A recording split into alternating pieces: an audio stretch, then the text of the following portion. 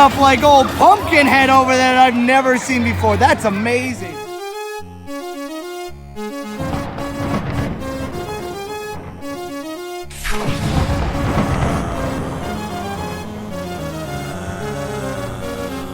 Hello, all you wonderful people, and greetings from Universal Studios Japan. It is currently 8:02 right now. Park opens at 9 o'clock in the morning, and the crowd is a little crazy. Today is the first day for Halloween Horror Nights out here, and I'm excited to see some scary zombies, but the first thing on my list of things to do is go get a ticket to the Resident Evil Haunted House. Look at that, it's two Dorothys up there. Or it could be those two girls from the film The Shining. I'm not too sure. I can't see the front side. Hey, Trevor, how's it going? Hi, everybody. We're out here. We should be joined by a couple of old regulars on my channel today for this first day of Halloween Horror Nights.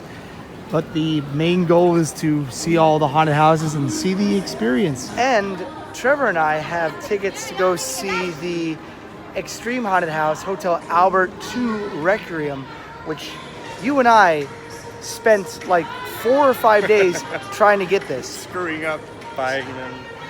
If you want to buy an express pass for Universal Studios Japan that is through the website, you must pay at a 7-Eleven or have a Japanese credit card. And you can't pay at any 7-Eleven, it has to be in Japan. Same with this. It was one of the most confusing, frustrating experiences of my entire life. And I'm $50 poorer for it. However, Extreme Haunted House, they can touch you. And I've been told it's just about 2 hours long. Sounds like a lot of fun to me. There goes a full day inside of Universal Studios Japan. In case you're coming out to Halloween Horror Nights in Osaka, Japan, just to let you know, Halloween is free with your one-day ticket. But I don't know why they would not have the Beetlejuice show open today, but whatever. When the park opens, a lot of people go to the first line they see, but if you go over to the right-hand side, there's usually some lines that have nobody in it. So just keep that in mind when you're going in for the first time. The biohazard area to pick up is over yonder. So just go here and that's where you go for a waiting. It's 20 minutes just to get a ticket, but you know, it's worth it. It's worth it. Instead of having a line to a haunted house, it's the line to get tickets. Insanity. All right. We're going against the grain and going for the Claire ticket instead of going for Leon, where everyone seems to be more interested. Claire at 10:15 to 10:30, so we're able to go in for that. Now it says one per ticket, but let's see if we can get one for Leon as well. It may be September, but it is hot, so it's nice to look at these Chucky things. Look at our Sailor Moon. And there's Space Fantasy Black Hole, the Horror Night attraction that opened early yesterday, and I'm going to do it again.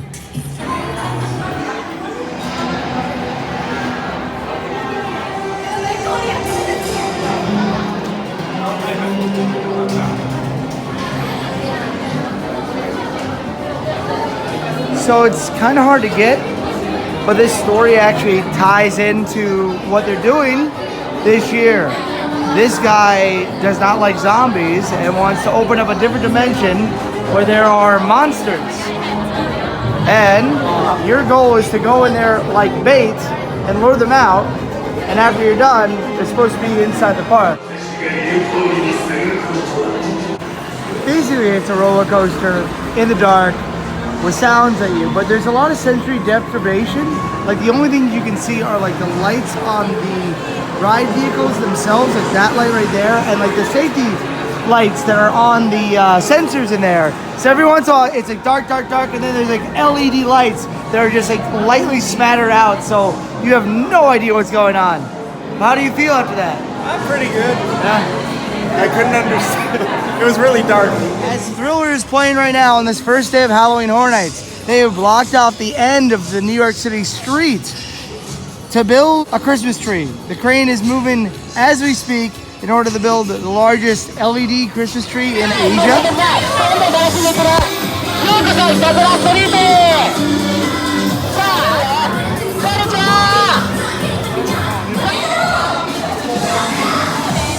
They're painting the car. They're like literally painting on the cars. Like, you see this here? It's like happiness parade of people. In about 7 or 8 hours, a similar thing's gonna happen, but it's gonna be completely different and a completely different tone. So even though you have a time ticket, people are lining up for the Resident Evil haunted house. Oh, the military's here. So I made a mistake. I thought this would only allow me to go in one time. It's upside down, but you get what I'm saying, and that's all you get to do. But Hunter just said it's like a fast pass. Yeah. Once you go in one time, you go in another time. You just gotta get another ticket, which this was early. Should be able to get one for Leon. By the way, Haru's here. Good to see you. That was not a game. I was told yesterday that would be mostly a game. It was everything. So that is incredibly hard to explain. You go through the RPD like courtyard. You're looking for Claire. You find her fighting Mr. X. You see the William from Resident Evil 2 with this big eye, and then at the end you fight the final version of William from the game, and unfortunately you die. But man, oh man, oh man, that was incredible. Incredible. To be honest, I have never seen anything quite like that. But then again, I've never seen a Corn King before in my life either, but there he is. The amount of effort that went into that haunted house was incredible. I wish I could film inside and show you it, but my God, that was something else. So now I got a ticket for Leon. Though I've been down this path for the Chucky house before, last year and the year before that. Right now I'm going into Hotel Albert with my ticket, which I'm going to block out the QR code so you can't see it. Alright, I'm in. Well, I just experienced Hotel Albert and drinking my free drink they give me, but they make you sign an NDA not to talk about what happened inside of the show. The only thing I can say is an interactive murder mystery party. That's like Sleep No More.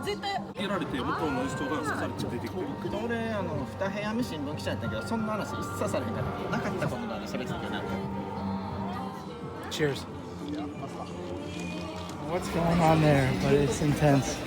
I will tell you that Hotel Albert, I understood maybe about 30 or 40% of what was going on, but the first half was amazing. Like, I had so much fun during that. But once again, I'm not allowed to talk about it, unfortunately. Let's go, Chucky. Chucky. Let's go, Chucky. This show has been here for about 3 years, and it's a good haunted house. However, I wish that they would put more money into new experiences rather than bringing out the same thing over and over again. Chucky was about the exact same as it was before. And now moving on, back to Resident Evil. One of the coolest things about this park is the fact that you can do cosplay. It's pretty cool. You see Jason Voorhees over there is in line for Resident Evil 2. The Leon area was 10 times better than the Claire area. There was a more evolved William that comes at you. There was a full-bodied Licker waiting for you, and at the end you fight I believe the Tyrant, and it's pretty intense. It was amazing. At the end of the both experiences, you get guns and you're fighting against a screen. But you know how at the end of when you die it says you died, you are dead in Resident Evil games? Well, I don't think there's any way around that, but that happens in this attraction. Heading on into Area 51. Gonna see them aliens. The story shows a person trying to release evidence that aliens exist and the government is hiding them.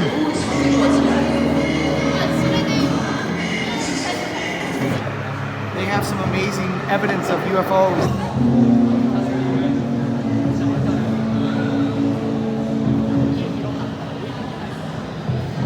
Oh, there it is. Wow, that's some incredible stuff right there. Right, we're heading in. Okay, for the last 2 years, they've had something here called Dead Man's Forest. This is very similar to that. You have to remember a number, but instead of that, they say, oh, we're gonna try to escape Area 51, and you have to remember this number. But they continually forget to tell you the last number of that number. So you're like, I don't know what to do. You go through a chain link maze that's designed to confuse you, and you see a alien that's shooting water at you and explodes in water. It's about the same as how they had it the last 2 years, but they throw in this Area 51 area that's so goofy. They have aliens shooting aliens. Alien comes out with a minigun, fires on you. They have all these alien creatures. One that's attacking someone's head. Another one that's like kind of like the leech in a Half-Life 2. And it ends with you capturing a UFO and flying into space trying to avoid missiles. It was really weird, and I assume that during the night it's much better to go through because it's mostly outdoors. But the indoor section was perfect anytime. And they had these big battle aliens and big costume aliens. You had to go quietly past like a big xenomorph-like creature that was eating. Good use of puppetry, good use of set design and creative aliens. That was really fun. Resident Evil, probably the best. Chucky, it's the same old. And apparently the Hotel Albert, I signed an NDA, so I can't tell you anything about it. The sun is setting, and that means that the zombies are coming out very, very soon. And this is probably my better brother. Weird. The Biohazard haunted house, they've got no one in line, even though they have timed tickets. This is one of those things that kind of sucks. You got this amazing haunted attraction, but no one's in. What a shame. Well, I was saying, it seemed like it's pretty empty. There's not many people waiting in line. What if I just asked them and I said, one person? And they're like, just go. And we walked right in. But in just a moment, this gate's gonna open up and zombies gonna pile out of it. So I'm gonna stay right here.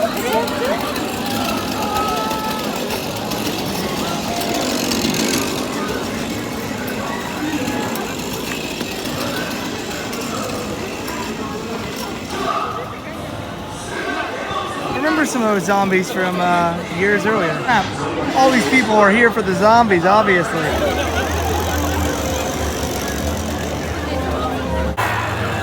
So prison and police zombies are kind of standard. And there's just a guy who's just dressed up like a character that he's being scared by. Stuff like old Pumpkinhead over there that I've never seen before. That's amazing. Wait a minute, is that Meatloaf?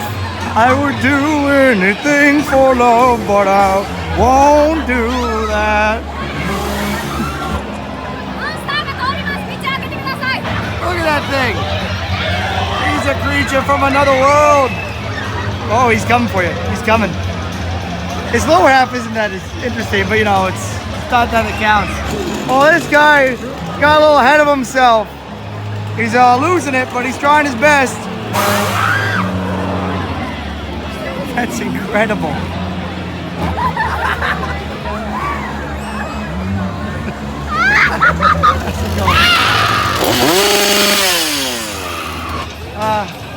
And there's Jack Sparrow. What the heck is that thing? Holy crap. That warthog thing was just freaking amazing. And here's something that was new 2 years ago, but has now become standard. Scary zombie clowns. Apparently your face is very terrifying.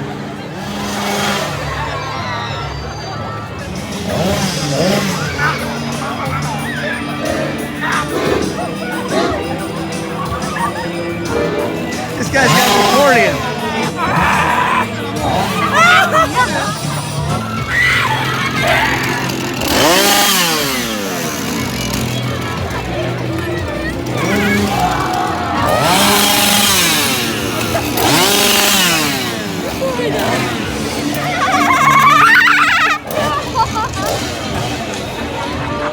There goes the Ringmaster. He was like the icon last year.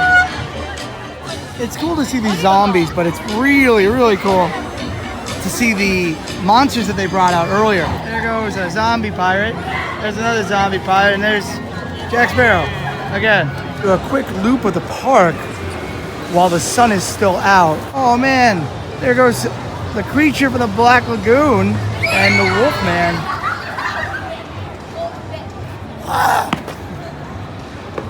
That's pretty dope.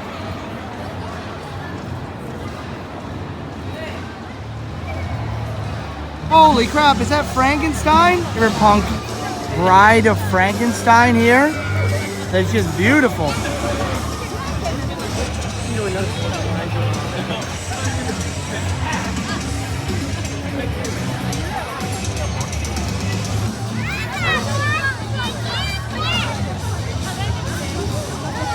They are so big that I don't think they can do much of the scaring. So they have to work on their like peons to do all of that. Dogs, a favorite of the chubby zombies. Fat Zombies Halloween hot dog. This area was really popular last year. And it still looks super popular. Oh, I love the dolls and her hair. That's incredible.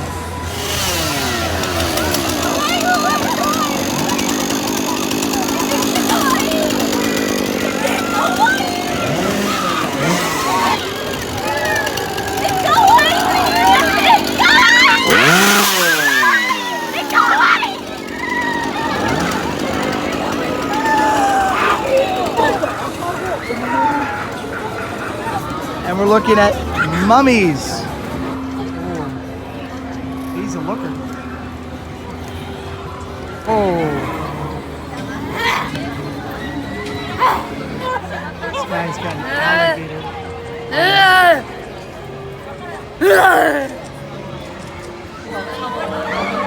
Oh, that's a creepy guy.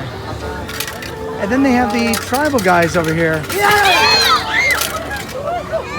Which these guys showed up last year too. This is their one scare zone, the Garden of the Cursed Rose. Pinhead and Hellraiser characters scaring the crap out of me here.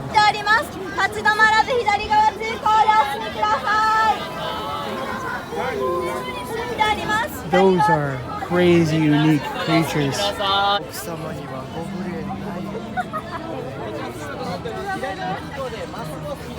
Well, it seems that this is a scare zone telling a story.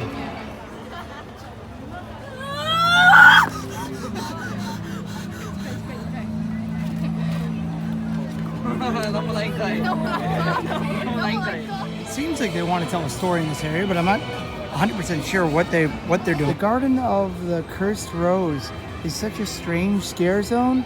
It's like accentuates loss and sadness. There's no really big scares in it. Just visuals of sad people. Like the woman with the nails in her eyes. She's got a noose around her neck. And when she does scare people, she sometimes grabs it. This woman shows half her face. There's something that's hidden. There's like a story here that you're only seeing a piece of. And also there's just the devil there, which, I mean, that's straight up the devil, right? That Cenobite lady.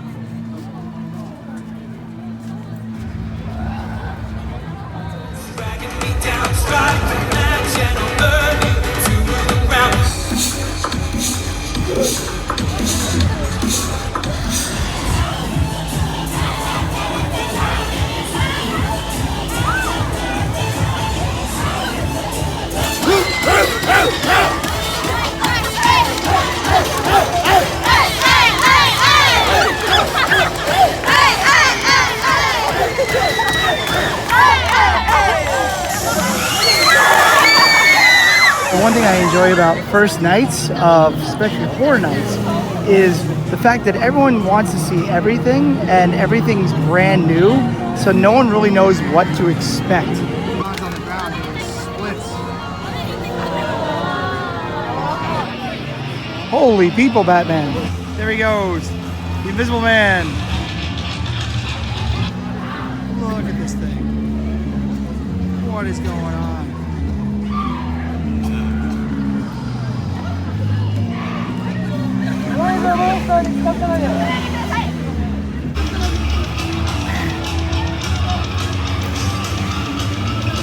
That is such a well put together costume.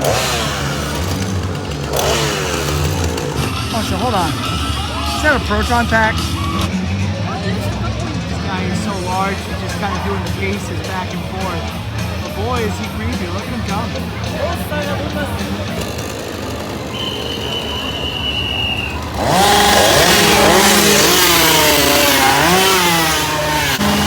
Oh, they've cornered people.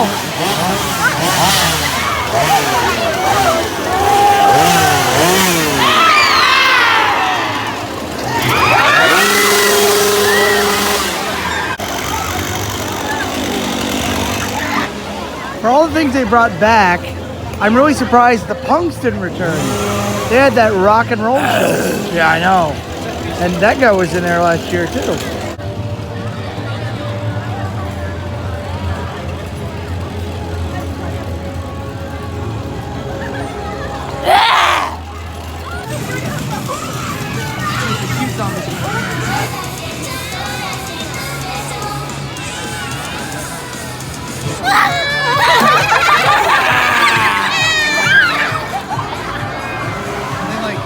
Signing autographs? Is this what this is?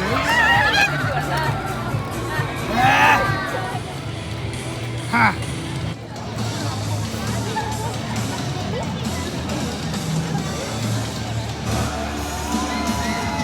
I'm noticing the scare actors are doing a lot of posing, but not a lot of actual scaring.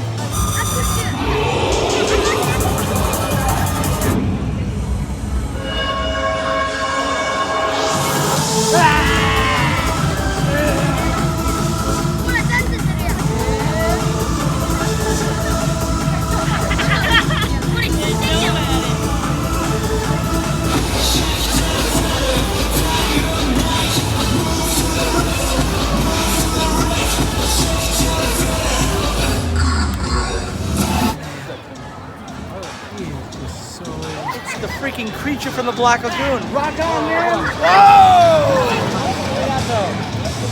They've doubled. He waddled off back to the swamp with his brown shoes underneath his flippers. Some called them penny loafers. He called them corduroys. He's the creature from the Black Lagoon. This is literally my favorite character in the entire event. He's so cool. Look at it. He's menacing. He's actually trying to scare in this big, awesome costume. And he looks so freaking awesome. What's cool about this is that this is one of 3 parks this year in Halloween Horror Nights in the year of 2019 that has classic monsters. Though they are a bit changed and updated, some with cybernetic optimization, it's still classic monsters. And this may be the first time that this is in Japan, which is metal. So that pretty much wraps up Halloween Horror Nights, the first day. There's some weird jitters, like for a long time, the scare zone was a one-directional thing. All the haunted houses were awesome. I'd love to tell you about Hotel Albert, but they literally made me sign an NDA. And they said that if I said anything, I'd have to pay money if they lost money from being told about it. So that's rough. Regardless, Area 51 is a great haunted house. It's really, really goofy. Aliens are shooting over your head, and one brings out a minigun and fires it. The Resident Evil haunted houses were incredible. Leon is the breadwinner of it, but at the end you get to fire guns. Not as good as like the original Resident Evil experience, but this year they really went all in on costumes, and it shows. The monsters that are surrounding me, that are walking around, that I filmed all day, look amazing. If it's not the monsters that you're looking at, if you're not getting scared, the cosplay here is incredible. If you ever have the chance to come out, the people make it, the actors make it, the houses make it. At first, I thought this was gonna be more complicated, but it was a heck of a lot easier. If you have the opportunity and you know you're coming, book Hotel Albert in advance. It's worth it. Even if you don't speak Japanese, you kind of figure out what's going on. Regardless, as I always say, you can do it, I can do it, we can all do it. This is my friend Toko. He was barely in today. This is my friend Trevor. He was here all day with me. It was amazing. And unfortunately, Haru has gone home to go work on his muscles. Stay groovy and stay scared, folks. Peace.